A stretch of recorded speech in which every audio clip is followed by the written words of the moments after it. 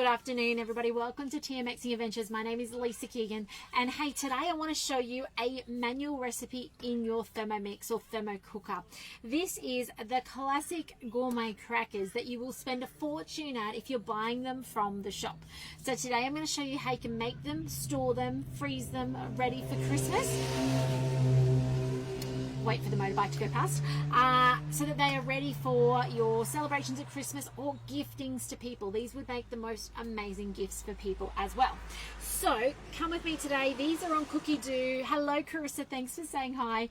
My mistake. Recipecommunity.com.au, and they're called Gourmet Crackers. Those of you who have my newsletter, you will find the link in the newsletter. Hello, Leanne. So do go check them out. I want to show you today. They look complicated. I'm so excited for Cookie Dough 3.0 to come because it means I could actually transfer this to my screen of my Thermomix and go step by step. Hey, Yvonne, lovely to have you on. Hey, Denise. But for today, I can't show you that, so I have to show you manually, okay? And that's okay. We'll get to that stage. It won't be long before it's here, I'm sure. So we're going to make a batter, and then we're going to make spice mix, and the spice mix goes into the batter. Then it's two stages. We cook it, but then we actually slice it and cook it again. So obviously I'm not going to show you the second stage, but I'm going to show you how to store it then so that you can then make it come Christmas time. So the first thing we're going to do in the Thermomix is we're putting into it milk. Now I am going to make it dairy free today. By the way, never made these before.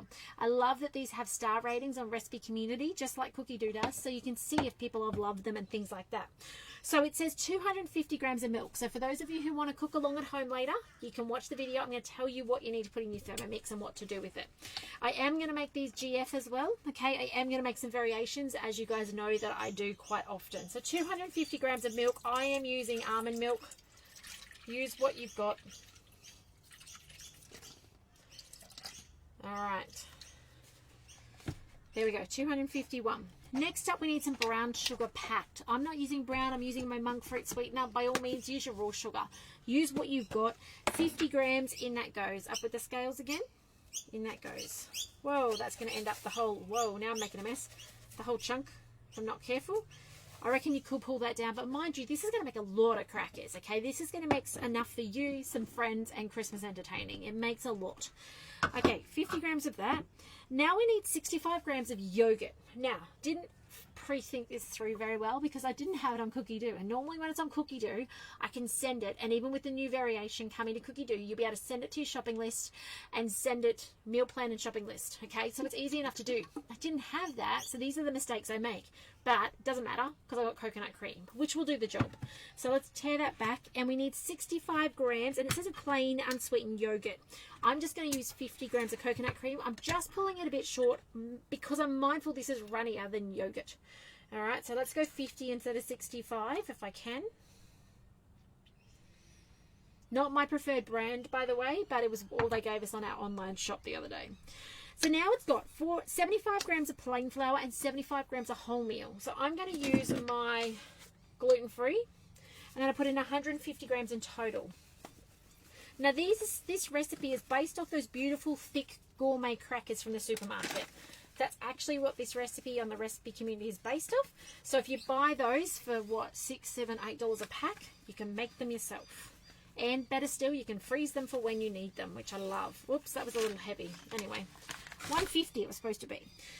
Okay, so now it says some dried fruit. Now I've just got sultanas. That's all I've got with me. It does say cranberries, but I'm just going to use sultanas because that's all I got. All right. Hello, who's on this afternoon? Oh, somebody's been tagged. Excellent. 65 grams. Don't forget to go over and comment, guys, on the $30 mix shop voucher. All right. Don't forget to jump over there, comment so that you can go in the draw to win that. Okay, now we've got baker's powder. This is a thickening agent. Somehow got water on top of it, and it needs 3 teaspoons, which is not quite a tablespoon. A tablespoon is 4 teaspoons. We just need 3. But this will help bind it together. This is egg-free. So those of you who need to be egg-free, you'll be pleased to know. Egg-free, and the way I'm making it, gluten-free and dairy-free as well. Okay, oh, except for these. Now, our rolled oats are gluten-free. They are from Honest to Goodness, where they have a variety. They've got the ones that have low gluten, and they've got those that have no gluten. You might be able to substitute these for something like quinoa flakes, I reckon. 50 grams of these, in they go. I have heard that sometimes substituting with quinoa flakes, people get a bit over the quinoa flavour. Totally personal preference though, right?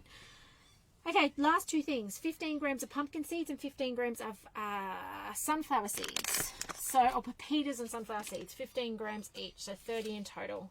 If I didn't have one, I would just substitute with the other. It's a little bit heavy, but anyway, let's go a little bit more. Just top it up with that one. Whoopsie daisy. That was a little heavy, right? That was supposed to be 30 grams in total. And now we're going to put into here. Have I stuffed up already? Oh yeah, I've stuffed up already. That's okay. We'll just keep going. We're supposed to make a bit of a batter first. Anyway, this is why I love guided cooking. Because guided cooking would have told me that I was supposed to mix together the milk, the sugar, the yogurt, 10 seconds speed 4. And then I was supposed to put the flour and cranberries, reverse 5 seconds speed 4. And then I was supposed to put everything else in. Anyway, whoops, let's just keep going. Fingers crossed, this still works out. The beauty of the Thermomix. So now we need to put our spices in. So we've got, now I am missing some. I've got half a teaspoon of turmeric. Love the turmeric. In that goes. I've got half a teaspoon of cinnamon ground. My little helper forgot to get that out. Where's the cinnamon? There it is. And this is what I reckon you could play with to make it your favourite. Whatever that is that you normally would pick up on the supermarket shelf. I reckon you can now look at the back of the label and then play with these different flavours. 1/4 teaspoon of nutmeg. By the way, nutmeg is normally less than the cinnamon. So if you look at things like hot cross buns, by the way, I made hot cross buns yesterday. I know it's the wrong time of year, but you know, the kids asked for it and I couldn't think of anything else, so we did. So thyme, half a teaspoon. In that goes. And now salt and pepper, the last two ingredients. I'm sure I had other salt, but anyway, we're going with the smoked gum salt. And it says 1/4 teaspoon. And then it's supposed to have pepper, 1/8 teaspoon. However, let me just have a check in the cupboard. Nope, I don't know where that is. We're going to go without the pepper again.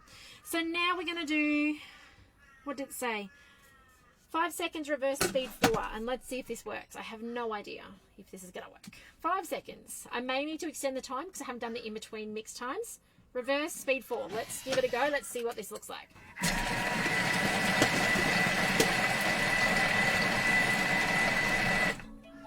Wow, that was pretty quick, wasn't it? Let's have a look at it once it unlocks.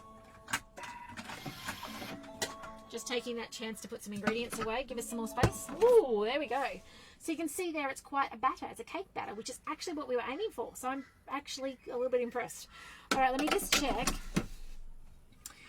I'm going to do it one more time just to make sure it's combined. I'm going to scrape down the sides because it says scrape down the sides and pour into the tin. But I'm mindful that we skipped a lot of those mix steps. So let's just do one more. Let's get those spices in. And let's just do one more mix to make sure we don't lose any of that batter. So 5 seconds again. Reverse speed 4. And I'll just put the last few things away.